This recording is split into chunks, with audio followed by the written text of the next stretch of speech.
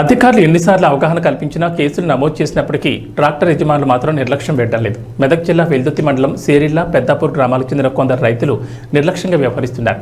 వ్యవసాయ సీజన్లో ట్రాక్టర్లకు కేజీ వీల్ ఏర్పాటు చేసుకుని రోడ్లపైకి వచ్చి ఇష్టానుసారంగా వ్యవహరిస్తున్నారు. దీంతో రోడ్లు చెడిపోయి ప్రజాధనం వృధా అవుతోంది. పోలీసు అధికారులు హెచ్చరించినప్పటికీ కొందరు రైతులు నిర్లక్ష్యంగా వ్యవహరిస్తున్నారని స్థానికులు ఆరోపిస్తున్నారు. ఇప్పటికైనా ట్రాక్టర్ యజమానుల్లో మార్పులు రావాలని, లేదంటే పోలీసు అధికారులు స్పందించి ట్రాక్టర్ యజమానులపై కేసులు నమోదు చేయాలని కోరుతున్నారు.